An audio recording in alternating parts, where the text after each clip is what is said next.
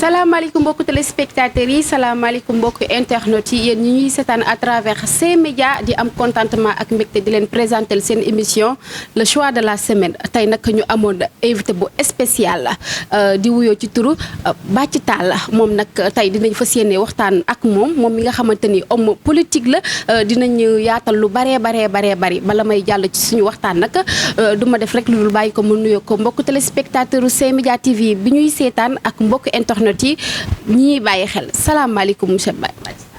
maaleykum salaam maa ngi lay nuyu di nuyu képp koo xam ni mi ngi ci biir Sénégal. di nuyu tamit borom kër gi nga xam ne mooy C-Média di nuyu tamit sa technicien yi di nuyu tamit yow mi nga xam ne yow yaay présenté émission bi.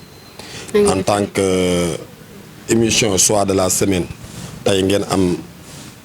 choix ni ci man ngeen jëm si muy nekk kontante bu rëy ci man di mbégte gu rëy ci man parce que am na ñu bari ñu nekk ci biir Thiès mais boo leen ma ci choisir loolu mën na doon lu tuuti ci yéen mais quand même nag man lu rëy la ci man di am mbégte ak kontante bëgg a sëkk ak yow waxtaan ñu ñaan commencé ko ci bismillahi rahmaani rahim jeexalee ko ci alhamdulilahi rabbil alamin merci beaucoup monsieur Bathie nuyoo bi rafet na macha allah nee naa leen nag choix de la semaine yi lay demee saa su nekk semaine bu jot dañuy tànn benn personnage dañuy tànn nit koo xamante ni mi ngi yëngu ci dara ñu fas yéene waxtaan ak moom monsieur Bathie tey bëggoon nañoo xam kan mooy monsieur Bathie nga présenté wax ñu yow yaay kan en tant que homme politique.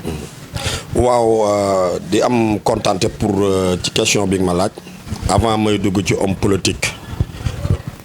pour présenter sama bopp yomb na parce que mën naa ni boo doon wax Bathie Tall da nga naan Bathie Tall doomu Ngent ma juddoo ci dëkk bi màggee ci dëkk bi di sant yàlla nag tekkee ci dëkk bi parce que li ñu waa ji naan bul xeeb sa noos man li ma nekk maa ngi jàpp ni maa ngi tekkee naa ci dëkk bi politique nag ñu xam ma ci parti bu ñuy wax parti réew mi may responsable fii ci Ngent ànd ceeg samay naataango yu ma bokkal parti di góorgóorlu di bay sama waar ci koñ bi ak ci dëkk bi leneen li ci des nag damay bàyyi ñi ñu juger ñi kenn moomu leen bu ñuy liggéey ak bu ñu liggéeyul ñoo ngi koy xam mais defuñu sax pour ñi xam est-ce que ñoo ngi liggéey li ñuy def buñ ko paasee romb nañ ko dootuñu ko xoolaat dañuy def te yàlla tax moo tax bariwul lu ñuy toog ci micro bariwul lu ñuy def ay émission parce que jàpp nañu ni sax médiatiser bi amul solo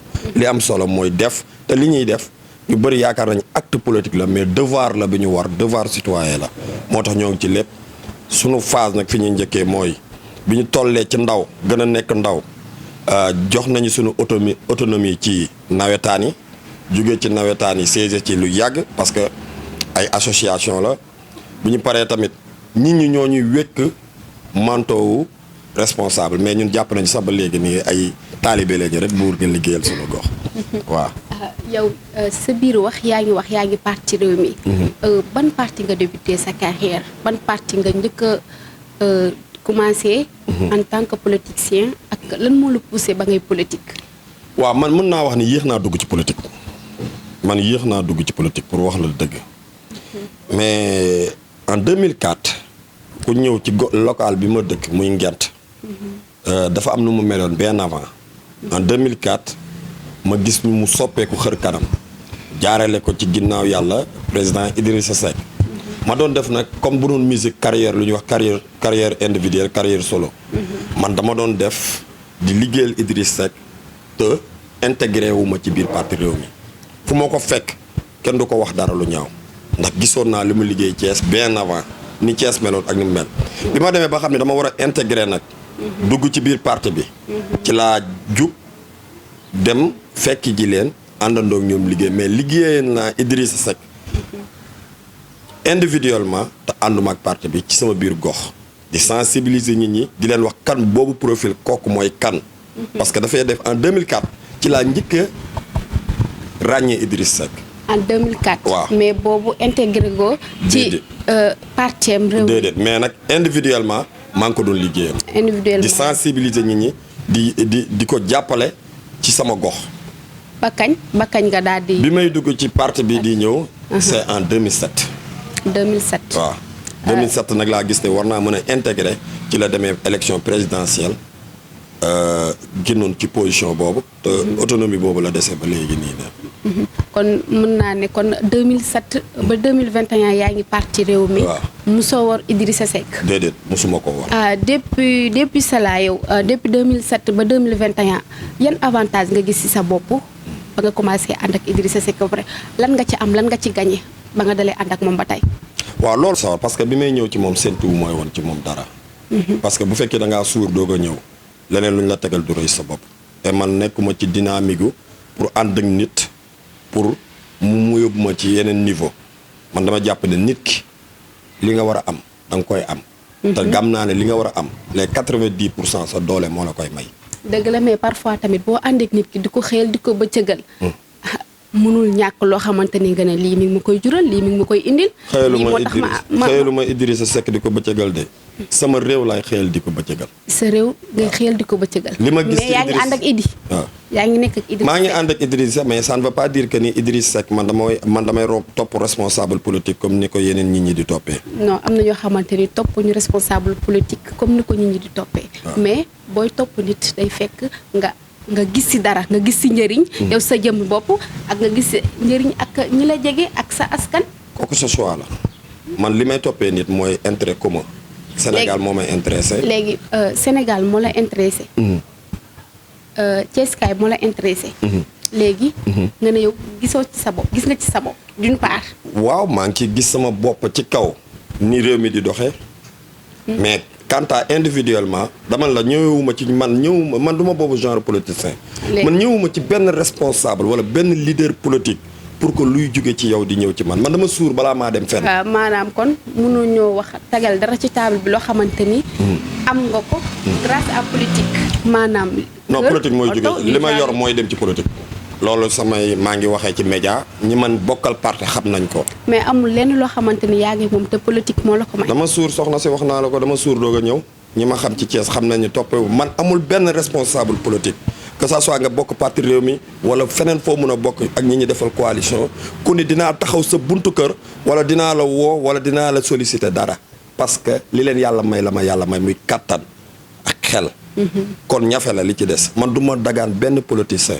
en commençant le président Idrissa Seck ba wàcc suuf ku yaakaar ni damay ànd ak yow pour loo may jox nga téye ko man damaa suur doog a ñëw. maanaam dangaa suur soog di ñëw. waaw yow daal ci gàttal soxla woon daraay politique. Sénégal soxla woon daraay Sénégal. Sénégal rek moo ma ñëw. Sénégal moo ma ñëw. ah maanaam yow yaay génne kon di def ci politique. comme yan genre génn ngay génne di jox ci politique.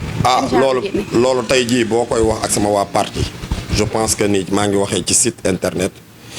les commentaires bientôt dina ñëw xam nañu parce que kenn mënuma seedeel ku dul ñi ma bokkal ci gox bii ma dëkk nekk fii di fi incarner responsable. déjà population Nguent tey boo leen doon def micro trottoir génn dinañ la wax Bathie Tall fournir na tàngam yépp ci quartier bi bu fekkee lu jëm ci wàllu parti bi la xaaruma lu ñuy solliciter muy jóge ci maire ñu koy subventionné di ko jox les jeunes dañuy joxe wàccee ci sama centre de vote ma boole ci sama wërsëg joxe. maanaam daal ci gàtt. bu fekkee ni samay matériel la que ça soit sama oto wala lu mu mën a doon. bu ko maire bi soxlaa te mu leer mi war naa ko mën a fournir ma jël ko jox ko. mais man du ma ànd ak nit pour que luy jóge ci moom loolu dama koy bàyyeeg ñi nga xam ne ñoo ñuy suivre ñoom dinañ ci wax parce que fii loo fi wax nag tëju sa saal wax ñi ñaa ngi jugé ah. xam nañ li ngay wax dëgg la wala du dëgg. mais ñi ma bokkal parti boo waxee dañ naan la le grand perdant ci parti bi Bathie Tall la parce que il est l'avocat des jeunes à chaque fois. sur les réseaux sociaux man damay attaqué la ministre. mais kon daal maanaam ci gàttal yow yaa ngi jàppale jeunes yi. waaw yaa ngi jàppale jeunes yi man maay avocat jeunesse sur réew mi léegi mais fii Thiès kaay gi ñu nekk. am na jeunes yu bëri yoo xamante ni ñu ngi taxawaale ñu ngi chômé liggéeyuñu dara. am na ñoo xam ne ñi ngi ak seen diplôme am na ñoo xamante ni jotuñoo am seen i diplôme te ñu ngi taxawaale est-ce que ñoom tamit ci lañ bokkuñ ci xanaa bokk. mais xam nga ñëpp état mënu leen a jox liggéey. mais am na ñoo xamante ni. jeunes yoo xamante ni yéen a ngi leen di toppatoo yéen a ngi leen di wutal emploi. pour quelle raison. c'est juste une question dama lay laaj ba xam. am na jeunes yoo xamante ni mais le président Macky Sall lancé na benn projet boo xam ne boo demee ci DER bi wala pôle emploi bi nga bëgg a liggéey bu fekkee am nga profil bi ñuy laaj nga déposer comme tous les sénégalais mais liggéey yu nekk ci réew mi joxuñu ko rek pour les jeunes yi nga xam ne ñoo nekk parti au pouvoir wala dara. nit ki bu fekkee ne xam nga y a beaucoup de jeunes yoo xam ne ñoo ngi revendiquer liggéey alors amuñu formation. ñu épingler le président wala ñu épingler les autorités wala le ministre man en personne dama la nit ki bul xaar nekk ci ba ñu fekk si la ci beaucoup de jeunes ñoo ngi ci dëkk bi amuñu formation et alors ñoo ngi tudd chaque jour nañ ñu wutal liggéey nañ ñu wutal li d'accord dëgg la certes dëkk bi metti na trop loo xoolee Jakarta moo fi am ak làmb ji yaa ngi dégg làmb ji doxatul Jakarta bi gis nga ni mu demee mais tamit nekk ci ba ñu fekk si la ci parce que yàlla noppi na li war a ñëw dina ñëw mais bul jël ni sa am wala sa liggéey yaa ngi koy teg ci autorité bi wala ci responsable politique bi nga xam ne moom nga war a àndal. waaw am na ñoo xamante ni ba tey li ma lay delloowaat di la ko laaj ba xam am ngeen jeunes yoo xamante ni am nañ place ñi ngi ak métier grâce à vous. li ma maîtriser mooy jeunesse réew mi xam nga boo jëlee découpage bi fii ci Thiès y a 3 communes li ma maîtriser te di ci wax mooy la jeunesse réew mi Thiès Nord. Thiès Nord. jeunes yi ne Thiès Nord. ñu nekk Thiès Nord ma bokk ak ñoom parti. am na ay diplômés. am na ñi ciy liggéey bari na macha allah ñoo xam ne état joxu leen liggéey dañoo jàng fa ñu war a jàngee génn yàlla wërsëgale leen ci compétence ba ñu am. ak service yi mu méngool ñu nekk ci di liggéey. am na ñoo xam ne liggéeyuñu mais dama la bëgg a wax ne ku ci mel ne man tey par exemple boo doon laaj liggéey man ak profil boo xam ne tey jii sama niveau yeggu fa ma bëgg ko damay sonal sama bopp. wala ma def loo xam ne moom moo bokk ci li may xeex mooy corruption. tey mënoo am niveau d'étude mënoo am ñàkk benn niveau d'étude bu sori alors nga bëgg ni nañ la yóbbu ci ministère bi wala nañ la yóbbu ci benn secteur boo xam ne méngoowul ak sa profil fi mu toll ci njàng. mais est-ce que des fois yi di ngi joxe di maye ay bourses par exemple yoo xamante ni dina permettre jeune bi mën a jàngiwaat wala mu dem def ci formation. bien sûr loolu mi ngi am loolu état du Sénégal mi ngi koy def ñu ngi leen di defal ay formation di leen defal lépp. waaw mais Zone Nord aussi ñu ngi ci jàppale bu baax a baax jeunes yi. ci cadre boobu. waaw en tout cas daal li ma ci maîtriser ko mooy man li ma xam ba xam ko muy yoon bi président Macky Sall teg. man bàyyil baatu jàppale moo fi amul. fii waruñoo jàppale kenn nit ki na ko jëli li fi am mooy teg nañu ay plateforme yoo xam ni nit ki bu bëggee liggéey ak lu mu mën a qualifier na dem déposer ci pôle emploi bi de 18 à 40 ans am na de 18 à 35 ans sa profil bu méngoo sa demande bi nga def ñoom ñu jël la ñu dugal la loolu mi ngi jaar ci le ministre Yankhoba Diattara au passage maa ngi koy nuyu waaye ma wax ko mu gën a redoubler ay effort am. ok loolu nga mu gën non attends may ma wax la man du ma ànd ak nit di ko raayal dënn man kenn moomu ma dara tënkuma ci benn parti bu ma ne lekkuma xaalisu benn responsable à haute voix laa koy wax na gën a góorgóorlu ci li ko président Macky Sall dénk. mu jàppale ndaw ñi. waaw ñu jàppale ndaw ñi tamit nañu bàyyi taamu. parce que gis nga nit da ngay téye ci gittax gi ba keroog ngay jat bant. mais li may lancer le ministre Yankhoba Diattara mooy li ko président Macky Sall dénk lim ci mën jàppale ndaw ñi nag waxuma ay kumba am ndey ak kumba amul ndey dañ koo dénk pour tous les sénégalais waxul ñii ñoo bokk ci parti bi wala ñii bokk. loolu nag moo fi bari ñi nga xamante ne yaa ko gis ne man gisuma ko ndax dëgg yàlla moo fi bari nag. non gisuma ko man dama ne xoolal loolu moo fi bari. man nekkuma ci dynamique boobu man xam nga lu ma wax. message bu may envoyé sama benn responsable Yankhoba Diattara mu jàppale ndaw ñi man loolu moo ma intéressé na jàppale ndaw ñi fournir nañu seen lu bëri ci seen temps ci Sénégal waxuma ci parti. yaa ngi dégg wax ji parti boo fi dem que ça soit muy parti bu mu mën a doon. des jeunes diplômés ñoo fa nekk. mais Sénégal ñëpp xam nañu activité bi fi ëpp doole gën fee dominer. Saint-Louis la amul ak Dakar muy Jakarta moo fi am ak làmb ji gis nga am na lu fa xew ba tëdd na fi mu nekk nii tëju na nañ jàppale xale yi ci liggéey xëyi ndaw ñi man loolu rek laay wax nekkuma nag ay dañuy jàppale ñii wala jàppale nañ jàppale rek laay wax. nañ jàppale ba ñëpp. waaw ba tey ci wàllum emploi des jeunes la ñuy wax ku ci mel ni Idrissa Seck ak Yankhoba Diattara ñoom bi ñu dalee politique yàgg na trop te dañoo ràññee ñaari jeunes yoo xamante ni boobu ba léegi kenn gersuwu leen te daj nañ lu ne ndax Idrissa Seck ak Yankhoba Diattara ku ci mel ni Aly Nguer ak ki nga xamante ne mooy Mouhamed Mbaye yow nan nga gisee loolu.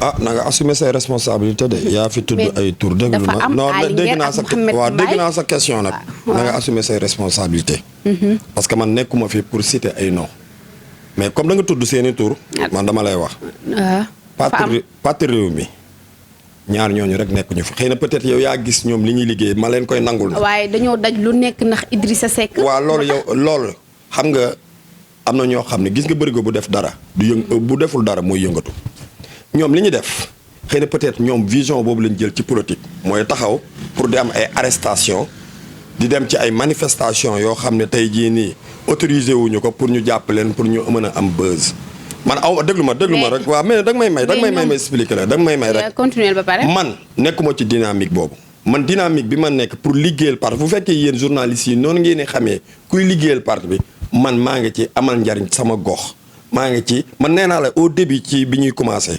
xaaruma pour Idrissa Seck gis Bathie Tall ñu koy arrêté wala gis Bathie Tall di ko xeexal nekkuma ci boobu dynamique parce que man du ma xeexal sax. mais ñoom lañ daj kon yow dajoo ko du ma xeexal sax le président Macky Sall déglu ma man xam nga ku may xeexal dama la li may liggéey nii ci sama politique ma nekk ci sama gox moo ma ñor yow ñooñu yow yaa gis li ñuy liggéey xëy na gis nga ne ñi ngi liggéey ñu nangul leen ko man gisuma sa bos. waaw léegi yow lan moo tax nga cité ci ñoom ñaar ñooñu rek ni ñoom dañ leen a war a defal parce que ñoom dañ leen cee gën a ràññee. ci lu ñu qualifié ñoom dañ leen wuteel liggéey ci lu ñu qualifié xaw ma parce que kenn ki neveu président Idriss Seck la kenn ki mooy le gladiateur du parti comme ni ñu koy waxee ci yenn kii mais dañoo daj lu nekk yaa ko gis à cause de ñoom ñaar nangul naa ne ko dañoo daj lu nekk ñoom lañ daj yow dajoo ko ci ñoom léegi nag ñooñu bu ma amee lu ma leen conseil bu fekkee dañoo bëgg lu ñu téye pour nekk ci bu fekkee dañ ko bëgg xaw ma ci lu ñu nekk nag actuellement xaw ma ci lu ñuy yëngu parce que kenn ku nekk yaa ngi gagné say gain di ko yóbbu sa kër te xamuñu noo koy amee muy man ak keneen bu fekkee dañoo bëgg xëy nañ dem ci pôle emploi ba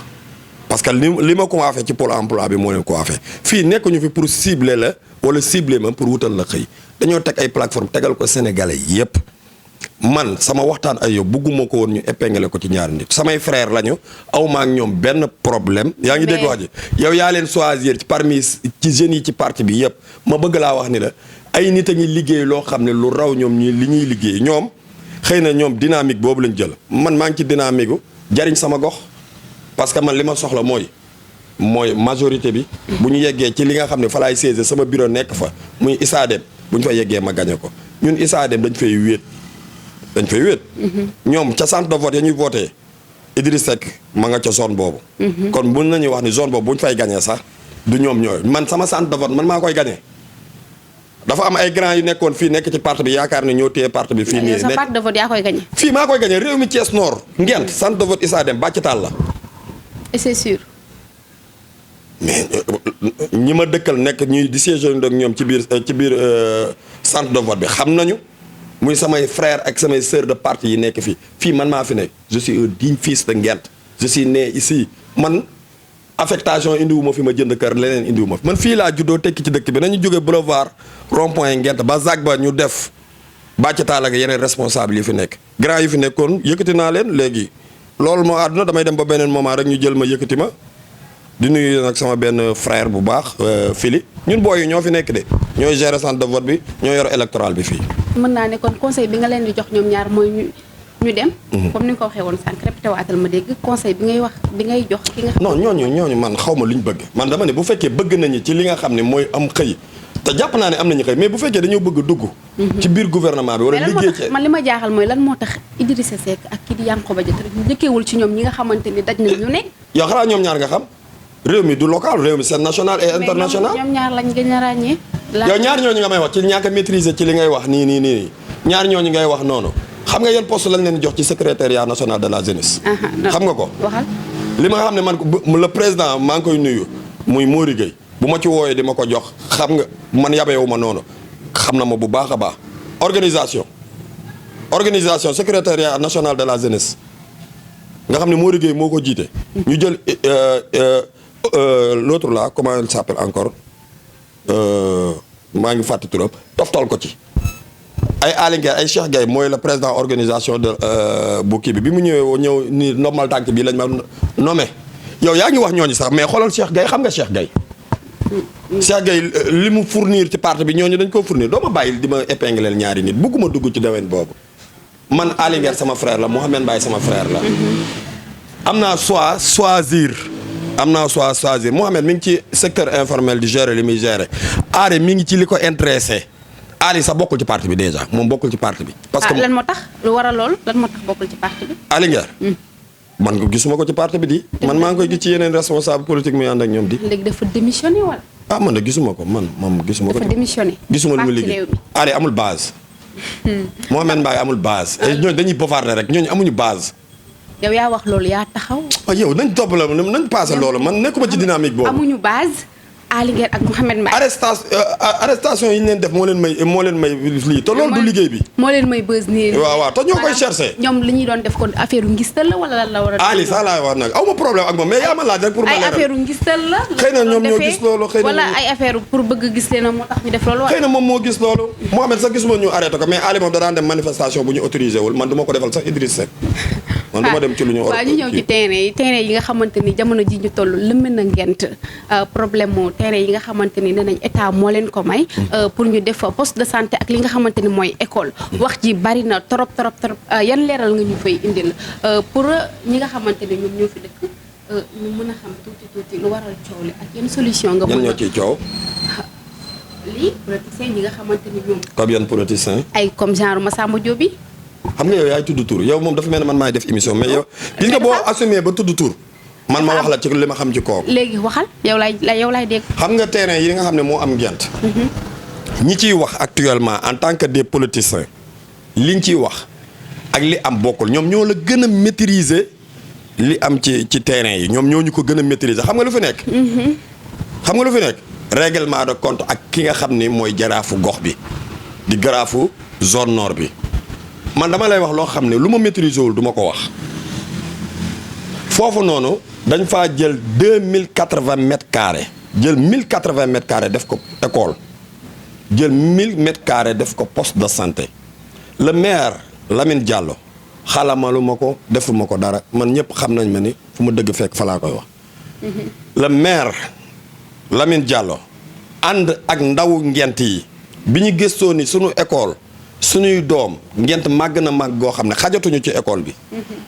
poste de santé bi melokaan bi mu nekk ñaaw na. amuñu surface bu ñu fi joxee. ñu xool benn espace bu fi des muy domaine privé de l'État. li ma lay wax damaa bëgg nga déglu ko bu baax. ma lay déglu bu baax a baax. la population Ngent extension boobu ma profité waale ci wax ci ñoom ci seen bopp ñu jàpp ni loolu seen moomeel la te loolu sénégalais yëpp ñoo ko bokk. maire ni leen li ngeen ci bëgg wax leen ma ko ma àndandoo ci ak yéen ñu dem dagaan ci. service cadastre bi nga xam ne ñooy dagg loolu. ak seen patron muy le receveur des domaines. suuf boobu noonu mi ngi fii boo bëggee ñu ànd dem visiter ko. après dinañ dem ba ci suuf si nga war. suuf boobu noonu. mairie Thiès Nord amu ci lu mu ciy dogal. le maire amu ci benn mètre carré bu mu ci mën a jox nit. dafa ànd ak population Ngent dem dagaan ko la. receveur service cadastre ñëw génnee fa 1000 mètres carrés pour poste de santé ak 1080 mètres carrés pour école. donc population ba nekk foofu ñu gis ni am na surface bu des ci li des ci terrain boobu noonu. ñu ni la maire moo ko morcelé jaay ko. ci kaddu Massamba Diop mi nga tudd. moo ko wax déglu ma Massamba Diop moo ko wax yow. man c'est juste dama laa laaj. man de seetaan naa mu wax ci benn site internet ni moom lii ma wax ni mu wax ko mu ni ñoom ñoo jël suuf si def ci ay njunjaaj ma koy wax ni ko moom mu xam ni nit balaa ngaa wax dara da nga koy maîtriser bu ñu la dëpp caméra yi ñu dem jël ASC dental gonflé pour décorer seeni image jël ay boy yu doon entraîner foofu ak population ba nekk zone boobu noonu dugg ci jël ci ay quelques nit ñu taxaw seen ginnaaw pour décorer seen image di wax loo xam ni ay fenn kese la nga baal ma ci kàddu gi fi déglu ma rek dama lay wax fii may wax ak yow présentement équipe technique bu mairie Thiès Nord. district sanitaire bu Thiès yónnee nañ leen plan bi mais ci bëgg koo defar mu méngoog jamono le maire génnee na ci keesu mairie bi maanaam ci li ñu financé benn somme de 80 millions. li ma lay wax man làmbatuwu ma ko de. maa ngi lay déglu génnee nañu 80 millions.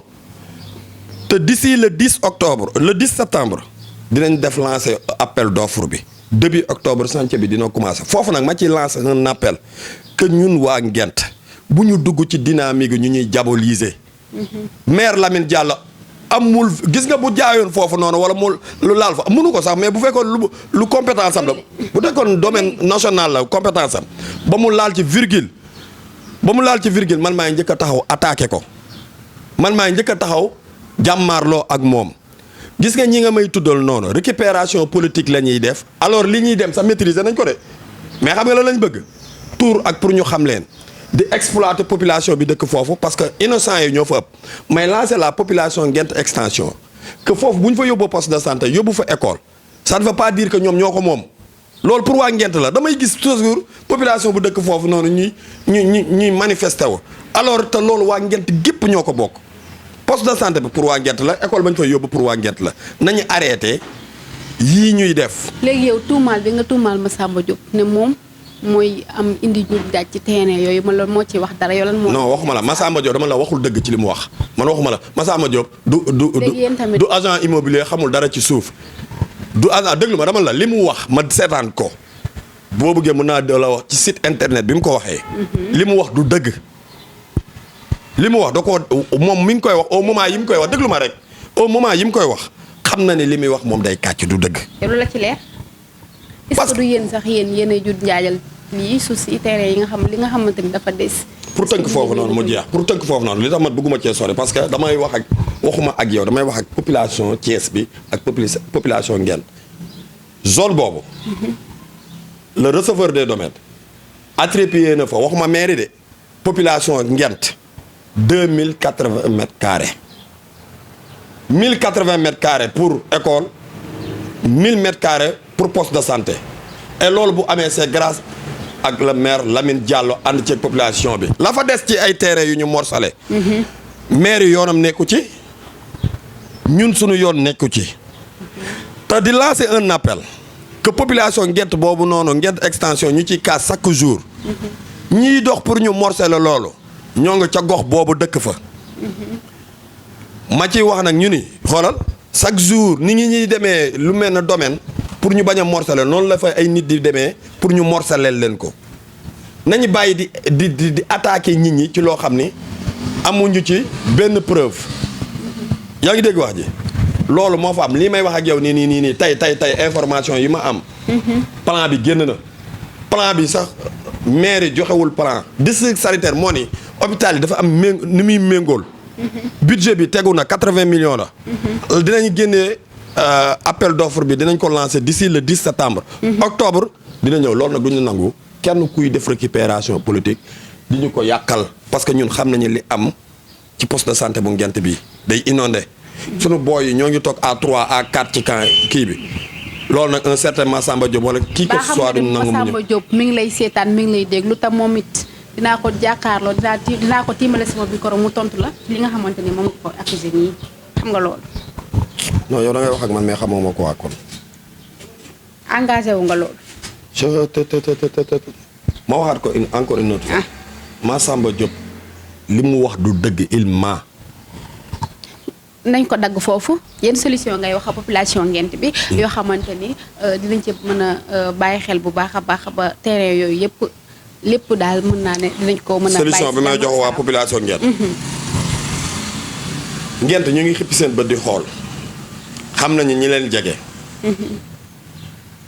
ñun nekkuñu ci ay folklore. tout récemment boo fi ñëwoon ci weekend bi di nga gis ak semaine passée ñun nekkuñu ci di organiser ay tournois di ko organiser nekk l'organisateur jaaraat ci suuf nekk le parrain. di wut un certain bàcc taal mu la koy coordonner. pour que parrain pour nga mën a am bës ñu nekk ñu ci yooyu ñun xam nga ci li ñu nekk ci li ñu nekk mooy fu population Nguent gëstoo gis ñu yow nag may wax ay parti réew mi ak yow man Nguent ma ñor parce que fu ñu la taggee te fa nga dëkk tagg gërëmuñu la rek. amul sens. c'est vrai. population Nguent daal li may wax mooy fee ñaari baat dong la Nguent extension ñoom jàpp nañ ñoom moom foofu te loolu pour population bi yëpp la. beneen bi bu ñu nangu kenn du ñëw foofu di leen diaboliser ci ay loo xam ne du dëgg. 2080 mètres carrés yi génn na budget 80 millions bi génn na maire ñoo ngi ko ciy remercier bu baax a baax. ci démarche yooyu mu def waaw léegi lan moo am Thiès Nord mairie Nord lan moo fa nekk ba tax ku jug rek ne candidat la ku jug rek ne di laaj maire Nord lan moo waral loolu ku ci mel ni ay ñoom. Massamba Diop ay ñoom Pape Doumbia ay ñoom Omar Badiane ku jug rek ne maire laa bëgg. très bien yow moom danga may décharger moom ndax dëgg yàlla parce que yaa may tuddal tur yi ñu ngi may tuddal kon yaa ngi may décharger. waral loolu lan moo am fii lu fi am lu amul yeneen koñ yi. comme ñan ñoo fi déclaré seen candidature. bari na ku ci mel ni Massamba Diop ku ci mel ni Pape Doumbia ku ci mel ni Cheikh Ndoye ñoom ñëpp lan moo fi am ba tax ñoom ñëpp rek engagé ndoo maire bi rek. lu waral loolu ñu dem ci benn par benn. benn par benn. comme kan. Massamba Diop xam naa ne Massamba Diop moom en nga ko trop. non Mass du ma wax fu ngeen mës a jaar mais fi ngeen jaar non non c'est mon frère man amu problème ak moom yow yaay tudd xam nga man boo tuddee man damay wax yow yaay tudd. wala nga njëkkee ci monsieur Cheikh Ndoye. kan Cheikh Ndoye c'est mon frère. Cheikh Ndoye du sama rakk la on habite ensemble et man maa ngi koy invité te xam naa ci loolu la nekk mooy xam nga mooy lan dafa nekk ci benn parti bi am discipline bu muy doxee comme man ci dina man au début ci ñu déclaré woon sama candidature ci laa bokk mais nit boo nekkee ci benn parti bi am na muy doxee da nga koy dox dañoo am ay kilifa parti bi am ay règlement intérieur am na muy doxee bu ñu demee ba suñuy parti désigné ni kii la majorité ba ànd fa dañ koy jàppale moo xam mu bokk ci mburu moo xam mu bokk ci soow man j'assume bien mes responsabilités y a un moment maag Cheikh Ndoye du ñu ànd ci politique mais tey dañoo war a ànd parce que suñuy ñaari kilifa dañoo ànd moo tax ñuy def suñuy action di ci def coproduction di def suñuy action fii génn soit buy génnee finance may génnee moyen may génnee force sax ñu koy def di def suñuy action mais raaye lu ma ko di gannaawam de tey bu génnoon déclaré que am na droit nag ni candidat la ndax ñoom seen parti xëy na noonu lay def. mais yow ça montre que ni da nga koy raayal digg ginnaawam ni ngay waxee ak moom ni ak par rapport ak ñeneen. te ñun ñëpp ay parti réew mi laa la wax. parti réew mi bu ñu demee élection li nit ñi maîtriser wul bu ñu demee élection en 2022. parti bu nekk da ngay indi da ngay dem waxtaan ci seen biir ñu ni kii lañ jiital li ci des mu neex mu naqari moo am Sénégal gépp au niveau national. et fu mu mën a doon mooy ñiy désigner mooy kilifa yi buñ nee diw la. ñun de suñu parti looloo fa ba ñu ni affaire dictature ak yooyu. ba tax na buñ nee diw la te ni comme li nga wax ni Cheikh Ndoye est ton frère sa frère la buñ ko. APR day indi candidat am réew mi indi candidat am ñu bokk ci coalition bi yëpp indi candidat ñu xool profil bi gën noonu lay demee. léegi ki nga xamante ne mooy sa frère bu gënul nag. kan Cheikh Ndoye. waaw mais day topp ci dynamique li parti bi wax. ba tey rek dañuy ñëwaat ci li nga xamante ni mooy candidature yi ñi nga xamante ni ñoo posé seen candidat ku ci mel ne monsieur Pape Doumbouya moom nga xamante ni mi ngi bay waaram mi ngi liggéey bu rafet fii ci diwaanu Thiès ba tax na à chaque fois sax ñi ngi gis léegi mouvement jigéen ñi ngi dem di adhéré wu lan ngay wax ci monsieur Pape Doumbouya. Pape Doumbouya de bu ma ko xamee ci image nii laa koy xamee parce que miinuma ko mais di la wax benn affaire. ñun nag ci langue politique bi xamante nañu Pape maa ngi koy remercier ci li muy créer ay emploi loolu kontaan naa ci bu baax a baax parce que maa doon wax ci début émission bi xëy ndaw ñi mais dama lay bëgg a wax ni la Pape du candidat. Pape du candidat. Pape li ko ñor xam nañ ko de. mooy lan. te bu ko jotoon tey jii nii bootu ca ñàkk ko jox. muy lan. TNT. Pape TNT ko ñor gis nga déglu ma. Pape TNT ko ñor. te gis nga maire ñoru ko. ñoru ko gis nga yii ñuy def nii am na ci ñoo xam ne bu ñu paree dañuy virer ñi koy topp. di ko waxal di ko xalamal di ko yóbbu foo xam ne pour nit ñi xam ko ñoom ñoo la gën a xam ni Pape du candidat. mais te maa la ko wax tey jii jëlal note tey la 30 août maa la ko wax bu langue gi wéree doo dégg sax ci candidature yi ñu ni. Pape mii candidat la Pape li ko ñor xam naa ko. muy lan TNT bi moo ko ñor. léegi kon effort yi muy def yëpp nag. mais du yëngatu pour ñu yëg ko. effort yi muy def yëpp. day yëngatu pour ñu yëg ko. kon maanaam daal li muy def yëpp. ci waaw léegi yow Pape Doumbouya bu nekkoon candidat dama lay laaj yow Pape Doumbouya bu nekkoon candidat mi nga xam ne Pape Doumbouya mi nga xam 2021 lañ ko xam 2020 2019 lañ ko xam yaa ngi dégg wax ji. moom en personne moom bu yow bu nekkoon candidat yow jàpp nga ni suñu maire zone nord bi dinañ ko jox Pape Doumbouya. Pape mën na gagné ba ca journée ba sax ñu nax ko. non Pape man est-ce que ça va moom ni ma koy gisee moom. moom à chaque fois mi ngi bay waaram mi ngi liggéey def lu fi tali. fan la defar tali yow mii est-ce que wér nga. tali poste courant. ban tali la defar. tali poste courant. Pape Doumbouya moo jël. lii teleem lañ ma ko waroon la laajee. bay maanaam daal ci gàttal Pape Doumbouya boobu nga bëgg a wax. ça ne va pas daal. non néew ma bopp bi ça ne va pas mais dama la Pape yaa ko wax Pape boo xoolee profilam dama la man nit ku ma naw la ci créer emploi moom loolu wala boobu muy def noonu très bien vraiment mais quant à commune bi composé lu toll ak 21 centre de vote ñu ni dañuy koy jël dénk ko ku mel ni Pape Doumbouya compétence am attanul loolu déglu ma rek dama lay wax dama lay wax. waaw lu tax compétence am àggul foofu. mais ñun dañ koo xamul dañoo xamul li mu mën taf yëngal dem jëli ay goudron taf ya ne loolu mooy defar tali. loolu mooy defar tali. yow mairie sax mënut a defar tali nga ni mairie mënut a defar tali nga ni benn am na ñoo xamante ni ñoo ngi ko ëppalee téeméeri junni yoon te defuñ ko. waaw léegi xam nga man la da nga ma bëgg a mettre mal ak nit ñi dama la bëgg a wax ni la Pape Doumbia man xawuma ko. maa ngi gis li nga xam ne mi ngi koy def ci créer emploi beneen bi ci topp mooy. su ma amee conseil bi ma koy jox mooy di ko ñaanal. TNTM bii moo ne woon da ko lancé woon ne dina génn sax ci pont à passé yàlla na génn jàmm mu génn ca làng gi moom loolu rek moo ko ñor dégg naa tijji na école boobu li mu ci bëgg moo ko xam yàlla na ko yàlla defal. mais Pape boo ko yeewee 4 heures du matin ni ko kaay ma dénk la 16 photo yi maire bi moom du ko jël. temps bi mu ngi commencé xoj. xam naa ne moom bu ñu fi toppee di wax duñ pare. mais ñi mu fi wax yëpp na nga assumé ni yaa ma leen tuddal ma développé la. waaye tamit yow tamit li nga leen wax yëpp assumé say responsabilité ne carrément yow yaa leen yàq lu mel ni xeme yaa ne Pape Doumbia amul xel kenn du ko dénk dara. nga may ma ma tënk rek ma tënk benn baat ma tënk ci benn baat waaw ma tënk ci benn baat nga xam ko ma tënk ci benn baat.